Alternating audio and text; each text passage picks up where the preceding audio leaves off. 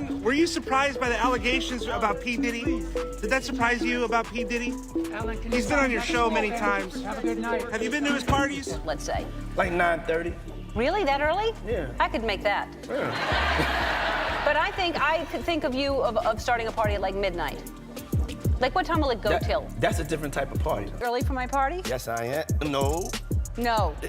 You know I have to arrive fashionably late. All right. Not too late, though. Not too late? Not too late, please. What time would you like me there? I'll tell you later. Okay. But not too late. It seems like it was only a matter of time before Ellen DeGeneres got tangled up in the whole Diddy drama. Paparazzi recently caught her off guard with questions about her longtime pal Diddy, who's facing some pretty serious accusations. When the topic of Diddy's infamous parties came up, Ellen seemed visibly uneasy. Over the years, Diddy was a regular on Ellen's show, and now that these allegations are swirling, people are taking a closer look at his past appearances, where he often chatted about those wild parties. There's even this one interview where Diddy playfully called Ellen out for always turning down invites to his bashes. But here's where it gets juicier. Despite Ellen's public refusals, there are whispers that she did make it to a few of Diddy's gatherings. But we're not talking about the flashy, high-profile events Diddy's known for. Instead, Ellen might have been at some other low-key meetups at his place, where some pretty sketchy and possibly illegal stuff might have gone down. Adding to the intrigue, there's this unsettling video that popped up again on social media, showing Ellen making Justin Bieber squirm by asking him some uncomfortable questions. Now, with rumors floating around that Justin might have been harmed by Diddy and other big names in the industry, people are starting to wonder if Ellen had any clue about what was happening to Justin. You just brought a friend to Bora Bora? Yeah. And you're with your friend? Why are you putting me on the spot like this? Gosh. I mean, you can say, why can't you say you're dating somebody? I'm not dating anyone, though. She's just a friend? She's just a friend. So, what's the real scoop on Ellen and Diddy's friendship? Did Ellen actually show up at those notorious parties? And with all this stuff coming out, could she end up getting pulled into the ongoing federal investigation into Diddy? Let's dive in. Let's say. Like 9:30. Really? That early? Yeah. I could make that. Yeah. But I could think of you of starting a party at like midnight.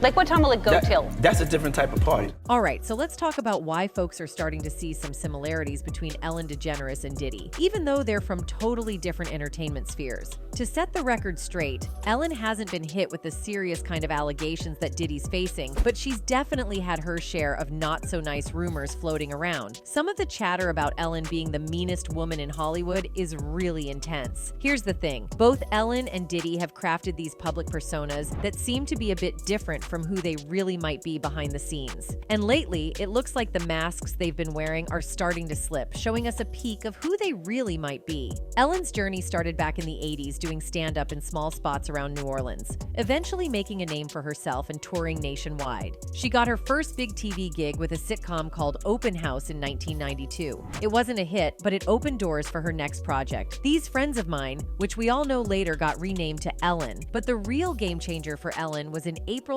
1997 when she came out on the OPR Winfrey Show, and then her sitcom character did the same in the groundbreaking The Puppy episode, marking a huge moment for LGBTQ+ representation on TV. After her sitcom wrapped up, Ellen went back to stand-up for a bit and then launched another sitcom, The Ellen Show, in 2001. But it was her daytime talk show, The Ellen DeGeneres Show, that really cemented her as a household name. Known for her dancing, quirky humor, and those big giveaway episodes, Ellen seemed like TV's friendliest host. But as the years went on, the shiny, happy surface started to crack. Back in 2007, the tea started to spill when a writer from her sitcom came forward about Ellen's less-than-stellar treatment of the writing staff. Behind closed doors, she was pretty harsh with her critiques, but in front of everyone during rehearsals, she'd switch on that charming persona. This sort of dual behavior continued to be whispered about for years, but Ellen managed to keep a lid on most of the gossip. That is until 2016, when Kathy Griffin blew the lid off in her memoir. She described a not-so-nice encounter with a well-loved daytime talk show host who rocks short blonde hair. Yep, Griffin was talking about Ellen, revealing a side that didn't match the warm, friendly image we all knew. She was furious. What did she say? What did she say? She just really was on a rant. Because I had mentioned on your show that, you know, I wish that women would support each other more, in particular super influential women. We need to support each other. I expressed that to her, and she was like, I don't have to have anybody on my show I don't like, and I don't want. And I said, I know. As time went on, more celebrities started to open up about their not-so-great experiences with Ellen, and clips of her making guests squirm began circulating on social media. Take the 2008 interview with Mariah Carey, for instance. It's a classic example of Ellen pushing boundaries for the sake of ratings. Rumors were buzzing that Mariah might be pregnant, but she hadn't said a word about it publicly. Despite Mariah's obvious discomfort, Ellen didn't let up, even trying to trick her into drinking champagne on air to force a confirmation. That you're pregnant. There's rumors. Don't discuss that. All right, well, you don't have to No, answer. that's okay. No, honestly, You how don't do have to I- how answer do me. I- Let's just toast with champagne. Some champagne. It's just fattening. So, You can't have champagne? That's not champagne because you can't. No, it have is. Is it really? Yeah, you want to taste it? I can't believe you did this to me, Ellen. Fast forward to 2020, Mariah shared in a Vulture interview how that moment made her extremely uncomfortable, especially since she was dealing with the pain of a previous miscarriage. She really expected more empathy from Ellen. And then there's the saga with Wendy Williams, who's had her own drama with both Diddy and Ellen. Back in the 90s, Wendy speculated on her radio show that Diddy might be hiding something about his sex preference, which reportedly led to Diddy having her fired. As for her run-ins with Ellen, let's just say they were pretty icy. Ellen's demeanor was super passive-aggressive whenever Wendy appeared on her show. During one interview, Ellen seemed totally uninterested, giving the bare minimum response even when talking about Wendy's show renewal. Congratulations. Thank you. I'm grateful. Yeah. I mean, you're an OG in this game. You know what it is. Yeah, it's it's really amazing. I mean, as we know, talk shows come and go. And let's talk about Ellen's reaction when Wendy later cracked a joke about Ellen resembling Justin Bieber. It's a perfect example of how Ellen can dish out the jokes, but isn't too keen on taking them herself. So, Sorry. Do I look like Justin Bieber? No, they have made the equation. Oh, well. That's in a good way. Then there's the unforgettable encounter between Ellen and Dakota Johnson, which really turned the tables on Ellen. It's well known that Ellen likes to stretch the truth for a laugh, and most celebs just play along. But Dakota? She's not one to just smile and nod. It all went down on the Ellen DeGeneres show in December 2019 when Dakota came on to chat about her 30th birthday bash. Ellen tried to get a laugh by ribbing Dakota about not inviting her to the party, but Dakota wasn't having it. Instead of letting it slide, she called Ellen out right there, saying Ellen actually had been invited. How was the party? I wasn't invited. Actually, no, that's not the truth, Ellen. You were invited. You gave me a bunch of about not inviting you, but I didn't even know you wanted to be invited. Well, who doesn't want to be invited to a party? Well, I didn't even know you liked me. Ellen was totally caught off guard, squirming and trying to change the subject. But Dakota stood her ground, insisting that Ellen's own team was aware of the invite. To top it off, Dakota threw in a zinger about another comedian being her favorite, just twisting the knife a bit more. It was a classic moment of someone not letting a narcissist off the hook easily. No, I think I do remember I was invited. Thank you. You're welcome. But Tig Notaro performed at your party? She did. She did a set? She did. It was a surprise. What did she do? A bunch of funny stuff. She's hilarious. She's my favorite comedian. Now, drawing a parallel here, Diddy had a similar moment on Jimmy Kimmel Live that felt a lot like what happened between Dakota and Ellen. Just before Cassie dropped her major lawsuit last November, Diddy was on Kimmel. Jimmy decided to stir the pot a bit by bringing up Diddy's former bodyguard, Gene Deal, and the intense allegations he'd made. Watching Diddy's reaction, you could practically see his composed facade crumbling. It was another instance where the person's true self seemed to peek through under pressure. Who said that when you were dating J-Lo, Will Smith and Jada tried to pick her up on a threesome and you were gonna beat up Will Smith. Is that true? You're telling me I can't believe everything I read? What? I don't know what you're talking about. Jimmy, I thought we was friends. These incidents really shine a light on why Diddy and Ellen might have gotten along so well. Now let's talk about the way these two treat people who work for them, because they've both faced some ugly allegations about mistreating their staff. Let's start with Diddy. The buzz around him isn't new. These unsettling claims have been around even before the high-profile lawsuit from Cassie. For instance, back in 2017, Diddy found himself in hot water when his former chef, Cindy Rueda, sued him. She claimed she faced sex harassment and was retaliated against, painting a pretty grim picture of what it was like in his employment. Rueda said she started working for Diddy in 2015 and regularly worked from 9 in the morning to midnight or later without being paid overtime. But that's not even the party. According to Rueda, Diddy regularly asked her to serve him and his friends food immediately following sex activity. Ruda claims Diddy made her serve him meals while he was in his birthday suit, and he even asked her if she liked his body. The lawsuit also alleged that one time, one of Diddy's friends came into the kitchen with no clothes on and asked her to look at and admire his private parts. Ruda said she constantly complained about her working conditions to Diddy's estate director. However, instead of listening to her complaints, they lured her into a situation where she could be accused of theft and ultimately terminated. Basically, Diddy set up Rueda by getting another employee to offer her a watch that they claimed was found in the trash. In the days following, plaintiff was accused of theft and told that she would not be prosecuted if she returned the watch and signed a waiver of all rights and claims against defendants, the lawsuit states. Switching over to Ellen, the stories about her aren't just tabloid rumors. They're backed by a slew of complaints from those who worked with her. It's gotten to the point where the negative buzz played a big role in her talk show winding down. But it wasn't just on set. Even at home, Ellen was reportedly a tough boss to please. A former housekeeper spilled the beans to the Daily Mail about Ellen's home life, describing it as running a tight ship with a military vibe. Ellen was known to be incredibly strict, snapping at her staff over minor slip-ups, and seemed to almost enjoy the power trip of firing people for little reasons. And it doesn't stop there. Ellen was also said to have a habit of jotting down petty grievances about her staff on passive-aggressive notes. Imagine getting in trouble for things as small as putting food in the wrong bowl, misplacing a salt shaker, or not getting the froth on her latte just right. But it gets even more bizarre. One ex-staffer shared how Ellen took her meticulous nature to another level by setting up what they dubbed traps around the house. She would cunningly place matches behind cupboard doors to check if the cleaning crew really dusted every little corner. And it wasn't just the cleaners feeling the heat. Handymen, security staff, pretty much anyone who worked at her place was on edge because Ellen would often critique their work harshly. The situation reached a point where one of the top security companies in Hollywood actually decided to sever ties with her. Why, you ask? Well, Ellen reportedly couldn't stand the way their security guards walked. Yes, their walk. On top of that, she was known to speak to her workers in a really condescending tone and would sometimes yell at them. According to one former employee, Ellen's approach was pretty much, "I'm going to make your life miserable, and you're just going to have to deal with it because you're getting paid." The tension was so thick that even Ellen's dog seemed to pick up on the vibes. They apparently were all over Ellen's wife, Portia, wagging tails and making a fuss whenever she came home. But when Ellen walked in, they barely bothered to look up. This same employee went as far as to call Ellen the person he's ever met, convinced that she actually got a kick out of firing people. Then, of course, there's the whole downfall of the Ellen DeGeneres show, which really put the spotlight on how Ellen's treatment of her staff took a toll on her legacy. Back in July 2020, BuzzFeed News dropped a bombshell report from 10 former employees who chose to remain anonymous. They laid it all out, revealing that the Ellen show wasn't just a tough place to work, it was downright toxic.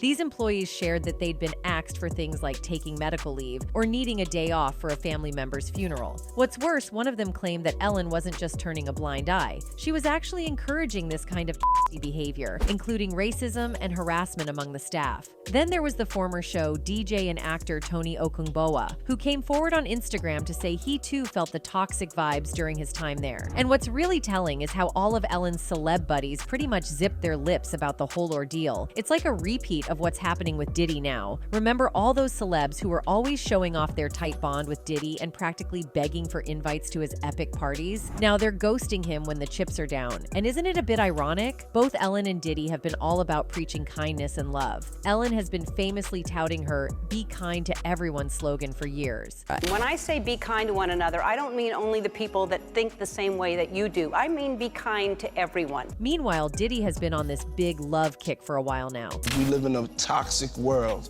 and it's love versus that's what's going on right now. Yeah.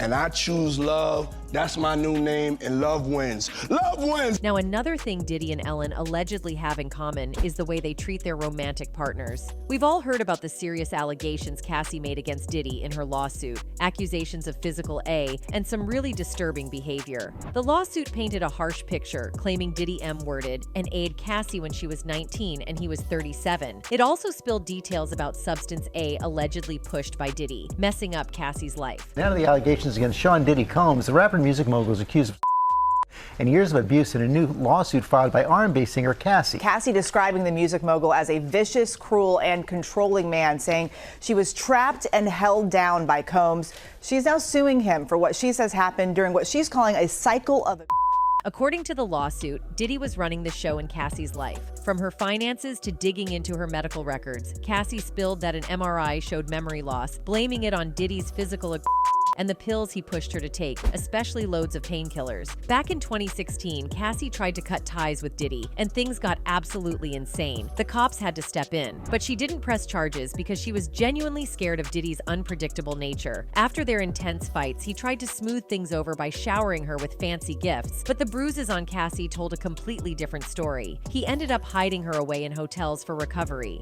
Diddy was also accused of using Cassie in some seriously messed up ways, even getting her involved with other male escorts. Apparently, he got a sick thrill out of watching her with other dudes. The situation reached a new level with Cassie engaging in explicit activities, labeled as freak-offs for cash. And get this, Diddy supposedly recorded it all, not for any good reason, but to keep Cassie in check, threatening to expose her if she tried to take legal action. Escaping this crazy situation was no walk in the park for Cassie. Diddy, described as a violent force, used his connections to cut her off from friends and family, instilling fear for her safety. In 2018, he's even accused of barging into her apartment and forcing her into non-consensual acts. Even after Cassie managed to escape, Diddy's behavior stayed nuts, with him trying to keep tabs on her every move. But the thing is, this kind of behavior didn't just start with Cassie. There's a pattern here, as several insiders have noted that Diddy treated all the women he dated pretty much the same way. For instance, Diddy's former bodyguard, Gene Deal, shared that Diddy would sometimes get physical with his baby mama, Misa Hilton. Things even escalated to the point where Misa once had to hide under a car just to get away from Diddy when he lost his temper. And